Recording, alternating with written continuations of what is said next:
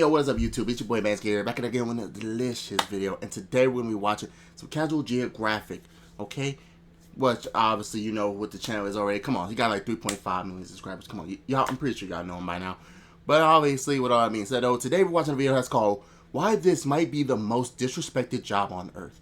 And clearly, from what I can tell, he's most likely definitely talking about zookeepers. Because one thing I've learned over time about zookeepers is that zookeepers always got to deal with all kinds of animals. The animals are not exactly like human beings, man. Their personalities are not wired for reasoning, bro. Sometimes they just lash out whenever they want to lash out. Sometimes they chill when they want to be chill. You feel me? But of course, with all being said, though, let me not stall any longer. Let's hop straight into the delicious content that our boy, damn, I keep forgetting his freaking name, man. I need to learn his name. I don't think he ever said his name. But at the same time, for some reason, my memory is telling me that he said his name before. But hey, sure, I don't know him closely, so shit. Well, yeah, let's just hop straight in the video, man. I'm stalling too much.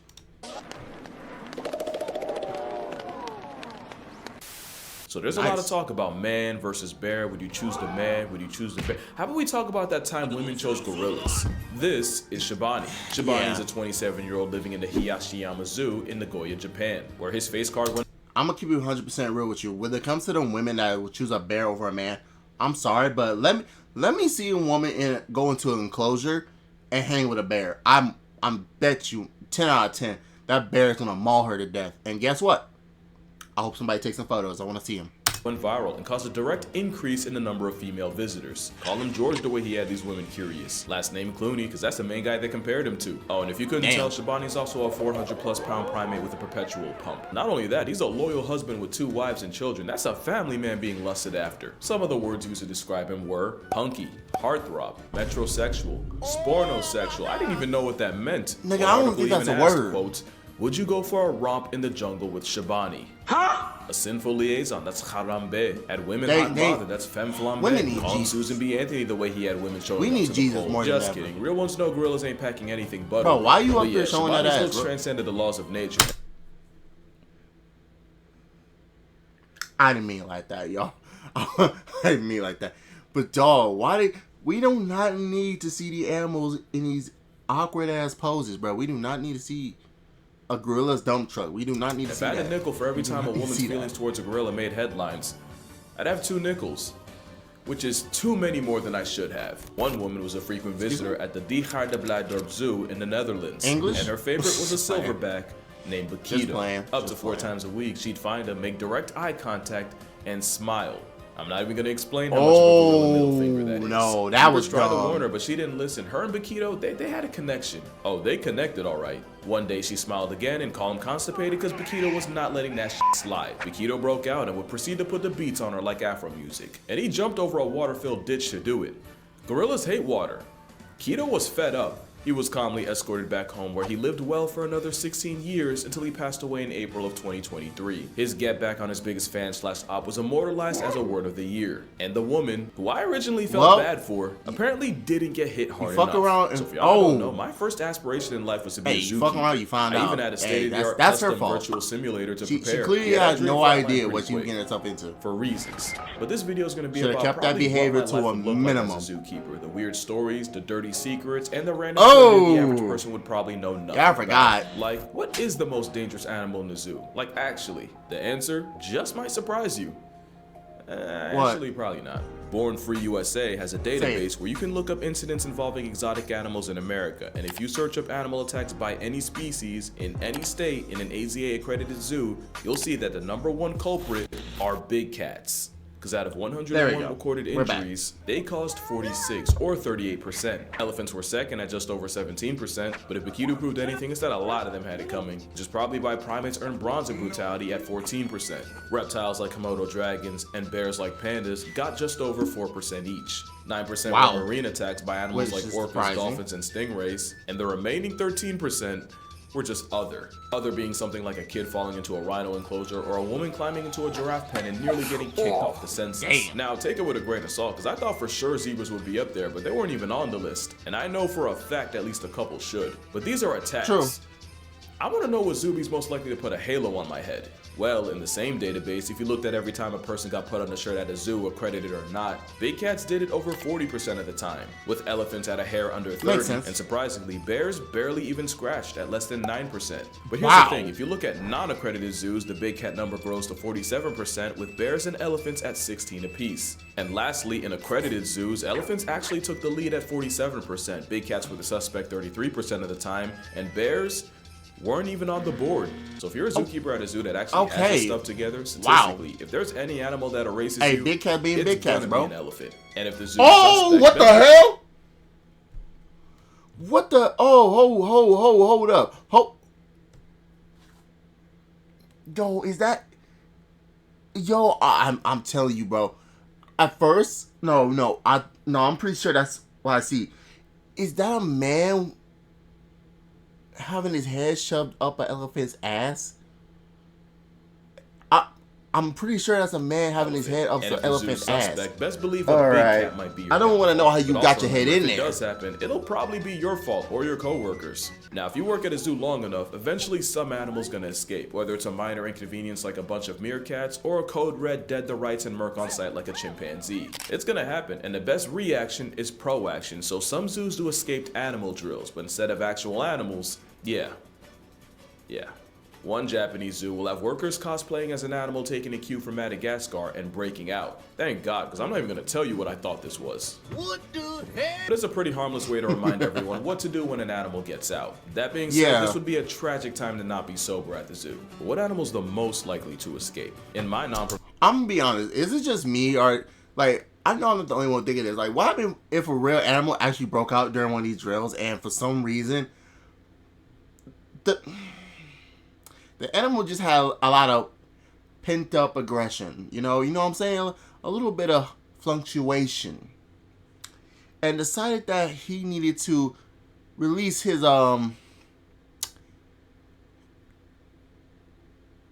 desires onto one of these mascots you have here. If you get what I mean, you get what I mean. Man, I would hate to be the person to become a victim to a goddamn animal. And not even a violent one. I'm talking. No, I'm not. I'm just gonna stop. Oh man. I can just imagine. Like if you watch the Nutty Professor by Eddie Murphy. Nutty Professor by Eddie Murphy, there's a scene where a hamster absolutely violates this one guy that I'm pretty sure is the deacon of the college. And he was just screaming. Like, I'm gonna show a clip. If I don't show the clip, it means that I got copyrighted for it. So I had to take it down before I send it to the post. But I will show you a picture of the freaking show. No, not show, movie. To show you exactly what movie you can watch to know what scene I'm talking about. And that's what I'm imagining can happen to these individuals who are doing these drills. It's just unfortunate to get caught in the crossfire as some horny ass fucking monkey or something. Professional online opinion. There's two. If you want to test how good a spot is at keeping the animal in, you should probably hire the man of the forest or the orangutan. Fu Manchu was an orang that nearly got an entire staff fired because there was a solid week where they would show up to work and the entire orangutan posse would be posted up outside. About a week was how long it took for them to realize that Fu had snagged a wire, hid it in his mouth most of the day, and used it to pick his enclosure lock when no one was looking. And Ken Allen was a hairy Houdini who got out so many times that the zoo had to hire rock climbers to find every possible point of exit. Because they didn't know how he got out, and Ken for sure wasn't about to tell them. And what did he do with all this freedom? Well, when he wasn't wandering the zoo looking at animals like everyone else, he was pelting rocks at another orang named Otis, because even a 95% vegetarian can make room for beef. The other animal's the red panda. Do your homework on how hard it is to keep this red-faced raccoon in. Okay, I can definitely see it. A red panda escape that's made the news. Bro, I ain't gonna lie, bro. Fam, I'm not gonna lie. Red pandas are actually fucking adorable. I'm just gonna say it right now. If I can own a red panda, I will fucking own one. Depending on how hard it is to take care of them. If they're like mid to low maintenance, I fucks with them.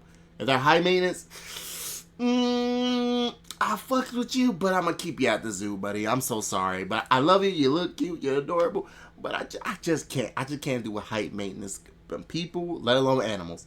So I'm sorry, bro. If you low maintenance, bro, you could chill at the crib. No freaky, no animalistic shit. What? If you know, you know. But yeah, red pandas, absolutely adorable. Cutest animals ever. At least once in 1978, 2005, 2007, 2008, 2009, 2012, 2013, and you know what? Probably more. My favorite yeah, is it's gonna Red be Panda more. Rusty slipping out the Smithsonian and walking the streets of Washington, D.C. completely unbothered. Hey, I'm moving to if your Washington, job's keeping a D.C. ninja if panda that's or the a case. Cheeto-flavored gorilla in check, you're gonna have a bad time. But some animals are a great time to work with, and it's often not the ones you'd expect. Rhinos are legally blind trauma tanks that'll buck up to a butterfly. In a zoo, it's a 2-ton Labrador with the personality of a lapdog. And they put the zoo in zoomies. Turkey vultures are unironically like precocious toddlers that'll follow their favorite keeper around and play games with them. And cheetahs might just be the most people-proof predator of them all. In fact, almost too much for their own good. Cheetahs get treated like the doormat of the savannah, and their life doesn't become a cakewalk in captivity. Oftentimes, the overgrown house cat is too anxious to even think about making more cheetahs. So, some cheetahs get emotional support dogs. So the dogs are assigned to the cheetahs as cubs, and the idea is they become a bonded pair, with the cheetah seeing Fido as a role model to mirror and take social cues from. It's literal emotional support, because if the introvert cat sees that the dog isn't stressed or pressed, it allows them to chill out, or at least enough to motivate them to multiply without a calculator. And to make it even more wholesome, a lot of zoos like the one in San Diego will use dogs rescued from kill shelters. Definitely one of the top 5 animal friendships. And it's not even the only one in San Diego. This is Zari the zebra, also from the San Diego Zoo. And this is her best friend, Sophia. We're back. You see, Zari doesn't just live there. She's one of the ambassadors for the zoo, spreading smiles and awareness. But I'm also guessing you can't really have your ambassador around other zebras, because let's just say that might not be the best influence. So in comes Sophia, a miniature Mediterranean donkey and Zari's roommate and best friend. To say they're inseparable would be a massive understatement. And while I can't exactly tell you who's influencing who, just know Zari and Sophia give any cheetah dog duo a run for their money. Now, speaking of role models, have you seen this video of a panda struggling to break bamboo? Well, that's Meng, and he's not struggling. The story goes, he was hand-raised by humans his entire life, and while a 250-pound bear might have no problem snapping sticks, a weaker human will. So apparently years of watching his surrogates get humbled by a bamboo somehow taught him that that face is necessary to break it. You can even find videos where he breaks it, starts eating, realizes he forgot to struggle just to grimace and continue. Pandas are a lot of things, and apparently Good at Simon Says is one of them. They're also by far the most expensive animal you'll see in a zoo. Any American zoo that wants a panda will have to pay a small annual leasing fee of up to $1 million, along with $600,000 for every cub born there. Add the millions to build their enclosures and the thousands spent feeding them, and the black and white bamboo bear is about 5 times more expensive than second place. And that's literally the biggest thing alive with legs. And best believe they know it. You might never meet a more high maintenance. Bro, look at bro, why like a sassy why it's like one of the little kids that's like, man, bro, I can't even find I can't even define what this is. It's just something about this remind me of a kid with an attitude.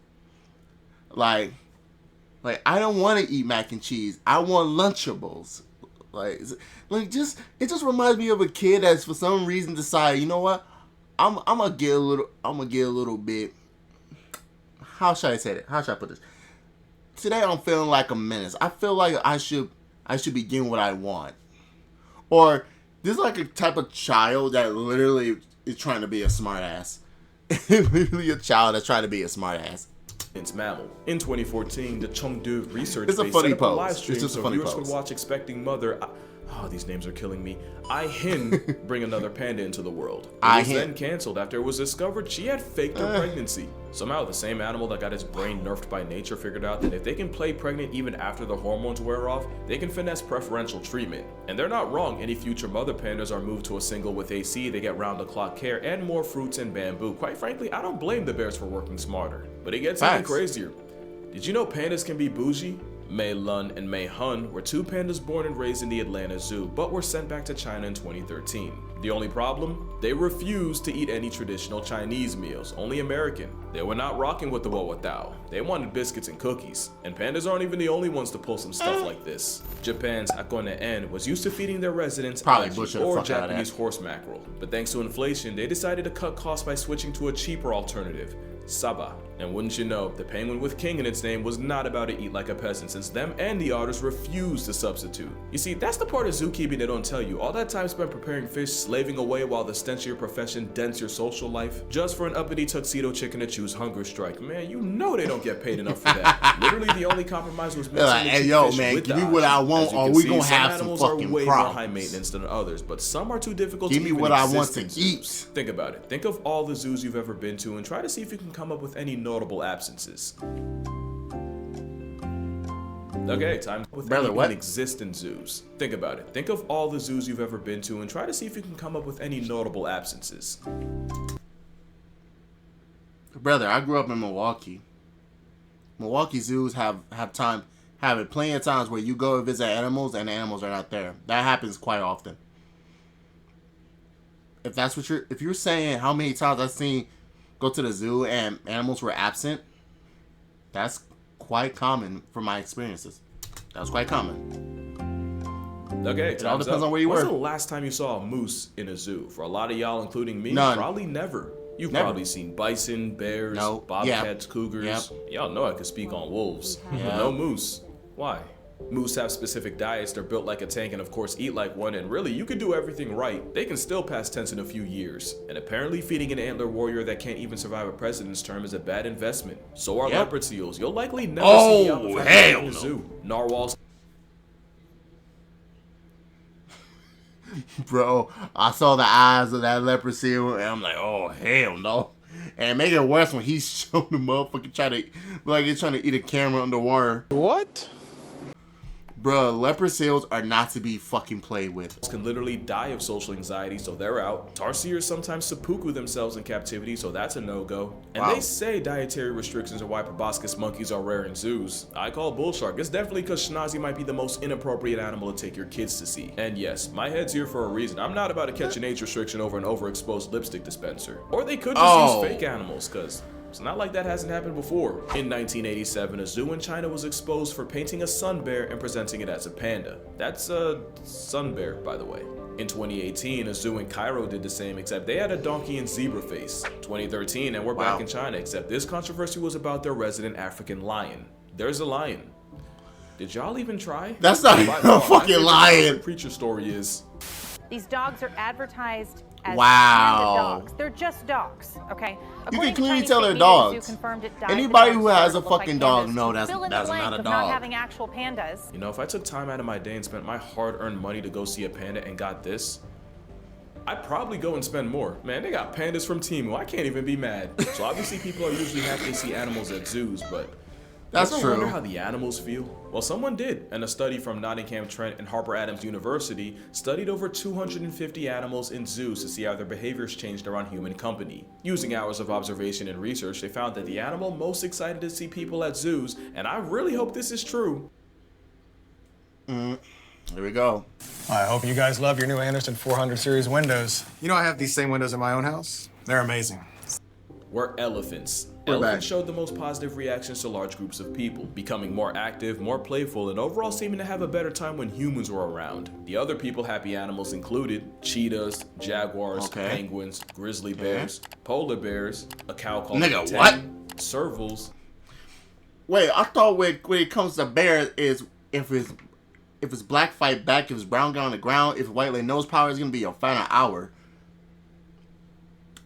Oh wait, hold on, wait. It's probably because he's always hungry. Hey, you're not you when you're hungry.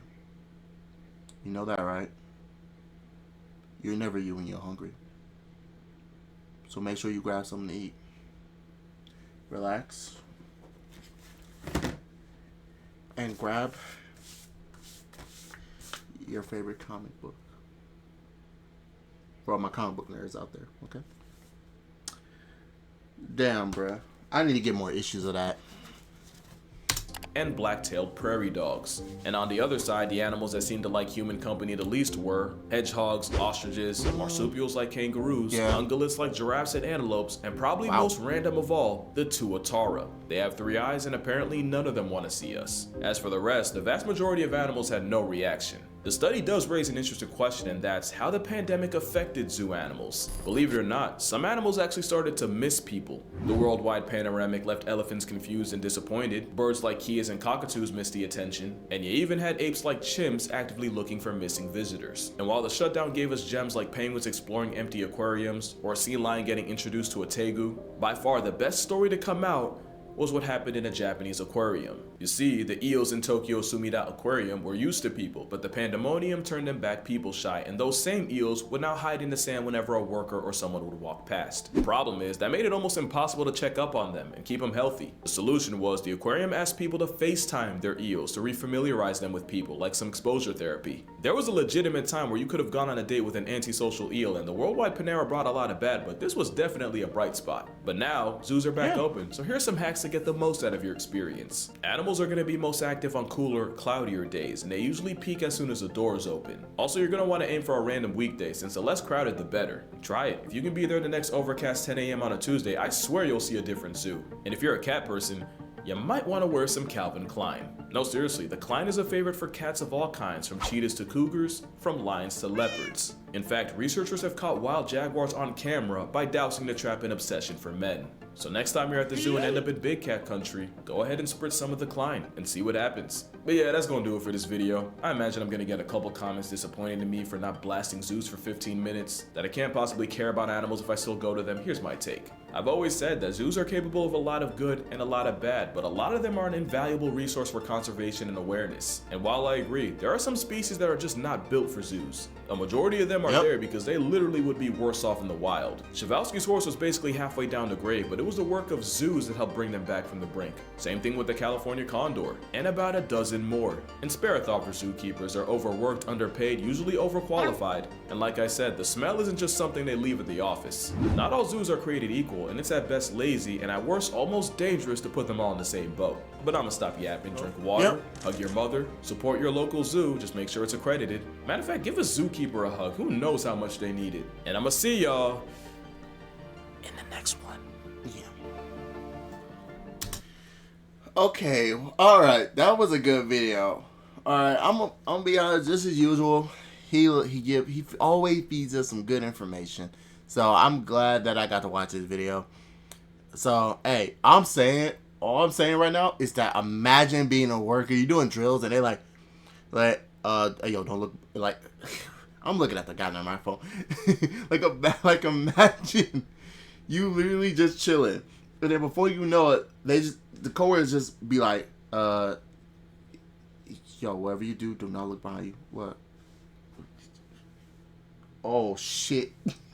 You look behind you and you try to play it off, you try to look forward, try to play it off, and then it just comes up right behind you, and for some reason, yo, what's it doing to me? What? Let me stop. I don't want to get too loud, but just imagine you get violated by a bear or some fucking tiger or some animal because they're mistaking you for another animal, bro. But of course, all that being said, though, let me not keep thinking the way I'm thinking, because I'm thinking a little bit perverted. And all I gotta say is, guys, make sure you like and comment. Make sure you like, comment, subscribe, do all that sexy jazz. Jesus Christ, I am running out of breath real fast. Whew. And remember, red pandas are the most cutest animals on the planet. I'm just saying. If you want to argue with me in the comment section, go ahead. But red pandas are the cutest fucking animals ever. I will literally have, if they're low maintenance or mid maintenance, I will literally have one as a pet. And if you can't fuck with that, shit, I can't fuck with you. And yeah, I'll catch you guys in the next video, okay? Deuces.